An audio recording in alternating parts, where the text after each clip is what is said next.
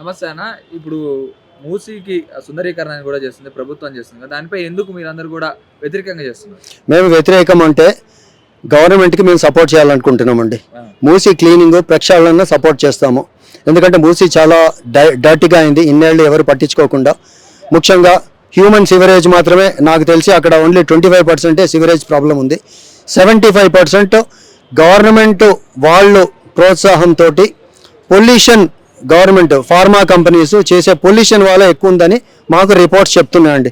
మాకు వచ్చిన ఇన్ఫర్మేషన్ ఏంటంటే హ్యూమన్ వేస్ట్ కంటే కూడా ఇండస్ట్రియల్ పొల్యూషన్ చాలా ఉంది దాంట్లో.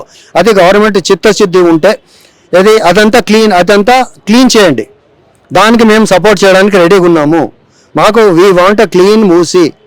అక్కడ మూసీ పేరు మీద ఇప్పుడు బిల్డింగ్ పర్మిషన్స్ లీగల్గా బిల్డింగ్ గవర్నమెంట్ ఇచ్చిన పర్మిషన్స్ తోటి కట్టుకున్న ఇళ్ళని, కట్టుకున్న అపార్ట్మెంట్స్ని, ఫ్లాట్లని వాళ్ళని మేము అక్వైర్ చేస్తామని అది చెప్పడానికి కనుక మేము అపోజ్ చేస్తున్నామండి. అంటే మూసీ వరదలు వస్తున్నాయి, చాలా మంది కూడా ఇల్లు కూడా మునిగిపోతున్నాయి, చాలా మంది ప్రాణాలు పోతున్నాయి అని చెప్పి కూడా ప్రభుత్వం ఈ నిర్ణయం తీసుకుందని చెప్పి కూడా కొంతమంది అంటున్నారు. ఎట్లా చూసుకోవచ్చు?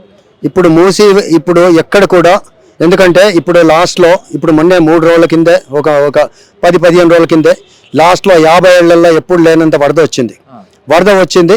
వచ్చి ఎవ్వరూ ఏమీ కాలేదు. మూసీ పక్కన ఉండే ఇళ్ళకు కూడా ఏమీ కాలేదు. అంటే మూసీ గవర్నమెంట్ వాళ్ళకి ఎవరికి ఇన్ఫార్మ్ చేయకుండా, అంటే they want to show it a big crisis అనే టైప్లో చేయడానికి ఎవరికి ఇన్ఫార్మ్ చేయకుండా అన్ని గేట్లు ఒకేసారి ఎత్తినా కూడా ఇంతవరకు మామూలుగా గవర్నమెంట్ ఎప్పుడైనా ఉంటే కనుక ఇటువంటి వరద వచ్చే పరిస్థితి ఉంటే మామూలుగా ఇన్ఫార్మ్ చేస్తారు. ఇన్ఫార్మ్ చేసి 1 by 1 స్టెప్ బై స్టెప్ గేట్లు ఎత్తుతారు. ఈసారి గవర్నమెంట్ ఏంటంటే ఒకసారి వాళ్ళ ఇంపాక్ట్ చూద్దామనో లేకపోతే అది ఏంటి అని తెలుసుకుందామనో జనాలను భయభ్రాంతుల్ని గురి చేయడానికో అన్ని గేట్లు ఒకేసారి కావాలని చేసింది అనేది మాకు కనిపిస్తుందండి. అందరి అభిప్రాయం అది ఉంది. అన్ని గేట్లు ఎత్తినా కూడా చాలామంది ఏమీ ఎఫెక్ట్ కాలేదు. అక్కడ గవర్నమెంటు ఎంప్లిమెంట్ బస్ స్టాండు, హైకోర్టులు అటువంటి గవర్నమెంట్ ఆర్గనైజేషన్స్, గవర్నమెంట్ బస్ స్టాండ్లు అవి అయినాయి. కానీ రెసిడెన్షియల్గా ఏదో 1-2 కాలనీలు కొన్ని అయినాయి, కొన్ని నీళ్ళు వచ్చినాయి.